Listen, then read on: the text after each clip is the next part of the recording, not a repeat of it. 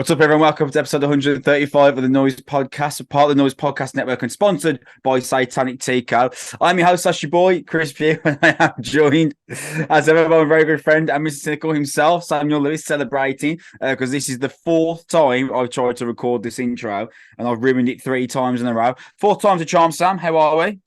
We are well. How are you, sir? How are you, sir? And now I've actually done the intro correctly. For the It's always a solid start, isn't it? It's always a solid start. But yeah, we can get things kicking now. Usually I do it once and just go. Yeah, yeah, Four times absolutely. tonight. Good Lord. Thursdays aren't kind to me. Let's quickly tell you who we are. With the Noizze Podcast, we're a fortnightly rock and metal show, reviewing, interviewing, and discussing the bands that you love. The best way to support us is by liking/subscribing, depending on whichever service you may use. And we are available on YouTube, Apple Podcasts, Spotify, basically wherever you get your podcast. Me and Sam will be putting our opinions out into that ether. You can follow us on Twitter at Noizze Podcast, or you can follow the general Noizze Twitter handle at Noizze UK. As mentioned in that intro that I did 4 times a charm successfully, we are sponsored by Satanic Tico. They're a death metal band and tea brand, would you believe? You can find out more about them in our description, and you absolutely should go and pay them and visit some incredibly cool merch, tea, coffee items, as well as just a really sick band. Let's move on. Let's look at Code Orange, the above. Right, here we go. Rubbing my hands together mentally and metaphorically. Let us begin. One of my favourite bands of the last decade. Here we go. Okay, Code Orange, the above. It's out on September 29th via Blue Grape Music.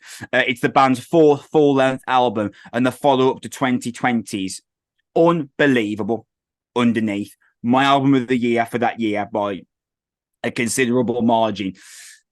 And Sam, I just love Code Orange because tell me right now that you were able to press play on this album and have any kind of idea of a prediction of what you were going to hear for the next 56 minutes. Yeah, they're a chameleonic group, and that's pretty much confirmed. I knew what I was going. My expectations going in was I was expecting the sludgy industrial-esque riffs. Yeah, I was expecting the dissonant faux horror movie soundtrack electronica alongside the wee woos. We love the wee woos. I think that's the technical term. And the and on top of that, I think I was expecting some kind of spoken word stuff because those were tropes in the previous record, and that was kind of what I expected as at least a base point. But other than that, you're right. Anything could have happened in the 56 minutes that followed, and very little of it would have been surprising. But they're just interesting, aren't they, Code Orange? And how many times do we say that about a band that we're reviewing? Like, whether you we haven't really asked that question out yet, Sam, whether you like or you dislike or you love or you hate this album, at least it's interesting. How many albums do we review that are genuinely interesting to listen to and that you press play on and you just sit back, fold your arms and be like, right, what's going to happen? I don't know. Let's just hear it. I remember it's one of the few moments of when I used to review music in terms of like for a magazine, etc. That I remember listening. I remember listening to an album. I remember the first time I heard Underneath. I'd just been sent it. The kind of editor of the magazine was like, heard you love Code Orange. I responded immediately like, if you've got Underneath, I beg you, give it to me and let me review it. And I listened to it and I was just like, I've never felt excitement like this listening to an album. I will die on my deathbed talking about how Underneath is just a special piece of music. And again, Sam, I'll actually just put that to you now. How many times do we sit down and review a band and we're like, this is going to be interesting. This is, at the very least, it'll be interesting to listen to. Very few. I would say maybe 2 or 3 times this year. Periphery. That's the point, right? Every Sleep Token record. It's at least interesting, isn't it? It qualifies discussion. And then whatever Bring Me the Horizon decide to do every couple of years. Yeah, but I mean, look at the company. Look at the company that we've included Code Orange with there, and that's not to say this album is another 10 out of 10. I don't think this album is as good as Underneath personally, but the joy it gives me to listen to an album and be like, right, anything could happen here, and I'm all for it. So instead of me circling around that same point 60 times, Sam, let's talk about the record. I think this is a really good album. I don't believe it's as good as Underneath. Do you have any kind of immediate synopsises of the record, the above? Yeah, I think it's a really good album with moments of greatness too. I was very concerned at the start. Yeah, I was wondering how you'd take that. I was wondering how you'd take Badly, that start. Chris. I took it at 6:10 this morning on the way into work. That's it. That's how I took it. And I was like, this felt a bit. I immediately thought, please don't be that King Gate 10 album. I Yeah. immediately thought, please don't do that to me. I can't deal with spoken word poetry over creepy piano for 60 minutes. Please stop. Please. And I was like, don't be so cute. Please get to what you're really good at and blend it in. I know it's so I need a t-shirt with the blend written on the front. But the best thing about Code Orange is they found the balance last on underneath between discerning and disconcerting and just class metal songs. And I didn't want them to, if you overdid it one way or another, it would feel like niche and deliberately creepy. This is how much I was concerned in the opening track, and I like the album, so you can take it with a pinch of salt now that I changed my mind as I went along. All feels a bit teenage girl watching murder documentaries, writing lyrics on pale wrists and covering her mouth because she's socially awkward. Wow. That was like I could see the girl in my head, and she's got like a fringe, and she hunches up her shoulders and sits on the floor next to doorways. And when people talk to her, she covers her hand, and she's always got a sleeve by her fingers, and she's got bangles on. And I was like, this is music for that particular person in my head that only seems to exist in 2009. So you're not a fan of Never Far Apart, then the opening song. I thought you'd be. When I first heard it, I thought, right, Sam's not going to like this intro, but I thought he might like the bit where it transitions into that heaving beast industrial riff. Like, this might get him. It felt like it just got there a little late. I felt like I didn't like the melody, and it felt like a little bit escape roomy. When I was like sitting here, just like, this is the bit where you're supposed to be concerned, and like there's a person opening dark doors, and it all just feels a bit like like you know what I mean, we were joking about that before. Like that's what it felt like. It felt like, ooh, we're dark and intense and serious. We're Code Orange, and I was like, oh no, I don't want to listen to an album of this where they're just trying to overthink. Like, how can we like write songs that would be in the background of Saw or something like? I'm not interested in that. But then it got a lot better as it went along, a lot better. And actually, there's like a 5 or 6 track run on this record that's really, really good. When they just kind of just tear off the gimmicks and just decide, let's just be what we're good at. Let's be a really, really good metal band with really interesting soundscapes, and let's blend it all together, and let's combine really nice, interesting melodies with really hard, percussive changes of tempo. And when they do that, when they get into that 4th or 5th gear and they actually just sit in that pocket of what they're great at, I'm all in. I just there's a bit of minutia that it's like cobwebs that I'm just sort of like scraping off the front of a treasure chest to get to what I actually want. It just feels like I have to like navigate through some of this stuff first through the Halloween cards and actually get to what I want to get to. But other than that, I think the second third of this album is tremendous. Yeah, when I listened to Never Far Apart, I thought, right, the absurd unpredictability of Code Orange is accentuated and smashed in your face with a hammer in that first like a minute and a half, because it's a genuinely melodious open with kind of a new metal / Marilyn Manson style voiceover. I thought of Manson as well. Manson, it is very Manson. It is very early 2000s Manson. And I thought, right, yeah, Code Orange, they can't just do what they want to do, and I really trust them. I'll be honest, I wasn't massive on Never Far Apart either. I did love the middle-eight transition into the industrial riff. I thought that was really cool. But for me, I was like, right, okay, they're just going to do what they want for the first song. I bet Theatre of Cruelty is where it really begins, and isn't it? Because Theatre of Cruelty breaks immediately into that classic Code Orange hardcore trope, butchering Jamie Morgan's screams behind a punishing riff. It morphs into kind of a more lush verse, And then you got that inevitable gas leak explosion of hardcore brutality. And there's a part in it where Jamie Morgan's screaming, "Let them see what's in front of me," behind the low tempo riff. So hard, so sick.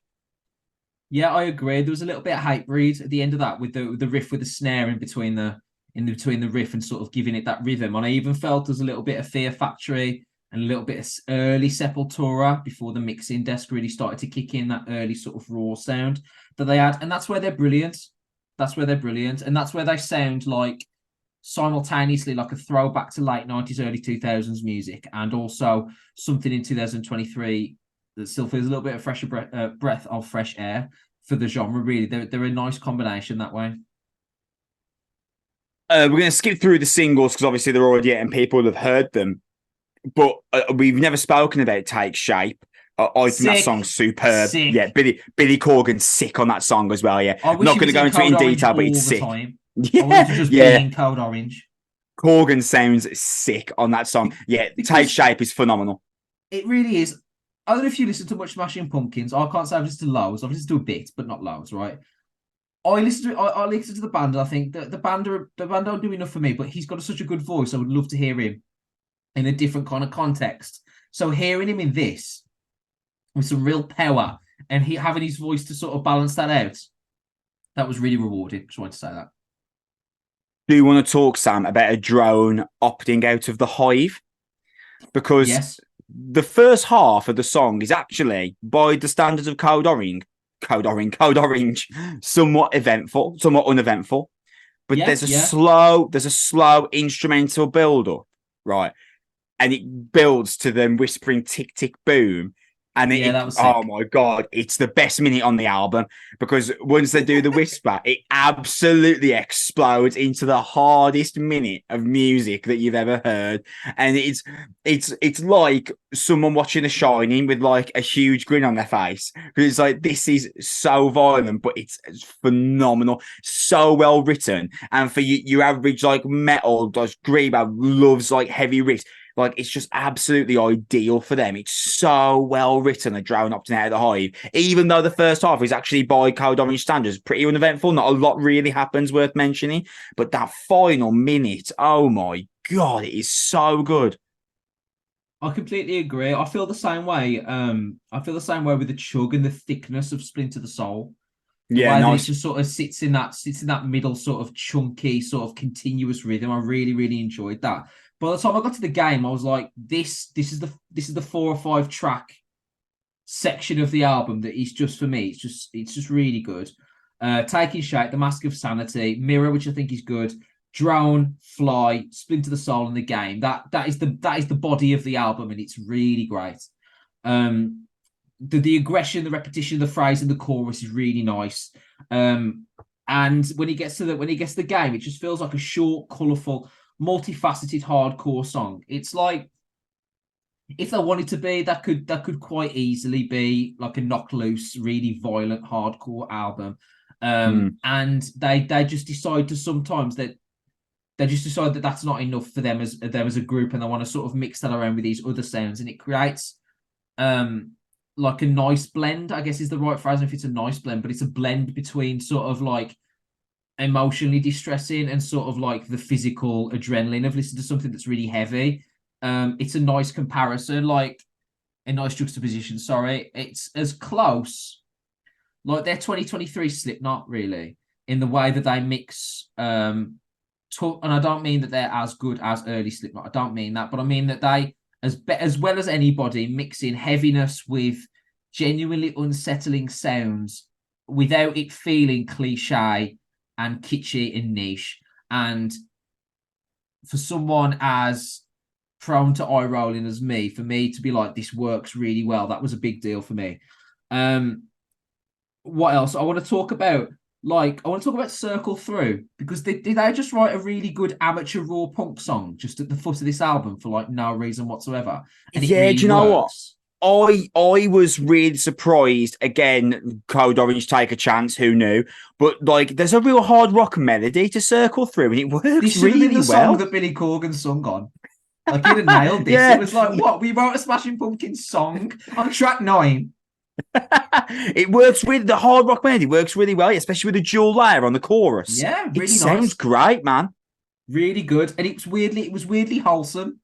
Like I don't know if you Yeah, describe it. The multiple vocals, you don't really hear that. Usually dual vocals sort of join in on one big vocal, don't they? And they're all yeah. screaming one word or one note.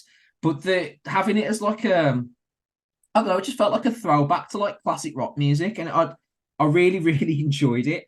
And But a Dream, But a Dream, Oh my But a god, Dream, But a Dream feels like I know the outro, the above, like it's the title track, very dystopian, Nine Inch Nails, but a Dream actually feels like the curtain call. Really, it feels so like a bit good. like an emotive sort of curtain closer, really, and a real crescendo. The Oh chorus on mate. that is fantastic, Reba and Myers that's on that track is phenomenal. Her vocals on that track are agreed, unbelievable. It's and the best that's she's ever sounded in the band. I But a Dream couldn't is my agree favorite more. song on the album, and it is amazing. That song is I the couldn't agree ending more. 2 minutes phenomenal. Sorry, I cut into your. No, no, I'm no, so not at excited that all. I just cut into your No, no, you comment. don't have to apologise at all. I completely agree. And all the things I was going to say to just sort of tie a bow in that little conversation that we had was the fact that it's a reminder that Code Orange, when you actually take away the minutiae, they're very capable of writing very, really good melodic songs. And they're kind of just this is a kind of reminder that I think that they're just choosing to write whatever material they want. They're just picking and choosing these riffs, these sounds, this style, and that can be any kind of band that they choose to, because there was a couple of songs like this on the previous record that were absolutely beautiful. Remind me, Yeah. because obviously I'm in the midst in the flow of things, so I can't go back. What was the song off the previous record that opened with a clean guitar and it was like melodic and it's a bow bow bow bow, had that high octave guitar over the start of the clean. The heart, Oh, the heart superstar. it's like I think it's sulfur surrounding. Sulfur That's surrounding. it. I think you're Yeah, talking about. yeah, Yeah, I am talking about that. Thank you. That was a beautiful song, and this felt like their answer to that a little bit. But both are reminders that not only there can be an industrial metal band, that can be a new metal band, that could be any hardcore band, that could be a traditional metal band if they truly wanted to. They can also write songs that wouldn't be out of place on traditional rock songs, or even at times like sort of alternative pop songs. There's moments of this that feel grungy. There's moments of this where I wish Code Orange were the ghostwriters for the last Teenage Wrist record, yeah, because they hit the conclusion of this. They hit on what I feel like lots of bands have been trying to do that they're just doing as a throwaway. Like it's really really interesting. And by the end of the album, I was like, yeah, this is really good. This is top 10 album of the year kind of material. They don't. They're not as much in my wheelhouse for me to be like gold standard A star and 10 out of 10. That then I'm just usually more like sort of guitar and progressive orientated, just as a matter of taste. But it just generally speaking, in terms of what you want from a new, like you say, interesting, engaging, compelling metal act in 2023, you can't really go further than Cold Orange, who are holding the banner for progression and interest in the genre and really ambition and bravery, while also not being too disengaging. Cold yeah. Orange are weirdly accessible despite their initial sort of like jumping out of the coffin and that type of stuff that they're trying to element into at times that can make people think that it's like a little bit weird, a little bit difficult to get into. You listen to this is actually not difficult to listen to. I've heard much more challenging albums from a accessibility standpoint, and I think that these guys are part of that. I think it's a brilliant album. I'm really, really glad. I'm really, really glad that we're completely aligned here. Because in closing for me, this isn't quite as good as Underneath. I don't think it possibly could be for me. Underneath is just like probably my top 10 favorite albums, full stop. Like I obsessed over that album for months and months when it came out. I interviewed Jamie Morgan and was like losing my mind like, while I was talking to him about how much I love the album and stuff. This has some phenomenal, phenomenal moments. But a Dream is a truly, truly incredible moment for the band, especially Reba. She just sounds incredible. Splinter the Soul, The Game, Take Shape, Mask of Sanity Slips, A Drone Opting Out of the Hive, and Theatre of Cruelty. We're talking about ultimate great Code Orange songs there. The only thing holding this album back is my personal view is that it doesn't maintain the 9.5 out of 10 quality throughout its entire run through, whereas Underneath does do that. Yeah, if we were doing the score system, I'd probably go 8.5 for this, and an 8.5 out of 10 Code Orange album is better than most of the albums you will have encountered in your music listening life. Phenomenal band, and they've done it once again. They take chances, and because of how ridiculously talented the band are, and you got to remember this is self-produced. They did all of this themselves. Absurd, because of how ridiculously talented the band are. The visionary that is Jamie Morgan and Reba Mayers. It works. Code Orange, sick band. Who knew, right? Absolutely, mate. Absolutely. We're going to leave episode 135 of the Noizze podcast there. We're going to be back in 2 weeks' time. We're going to be talking about new records from Svalbard and of Mice and Men. So Svalbard, another one of my favourite bands from the last 10 years. So the hits just don't stop coming from me. I think we've got the Menzingers coming soon as well. So I'm about to start doing backflips in my room any second now. Thank you for listening. Remember, you can subscribe to us or /subscribe, depending on whichever service you use to support us. Follow us on Twitter at Noizze Podcast, and remember to check out Satanic Tico. We're going to be back in 2 weeks' time. Thanks for watching. We love you. Bye.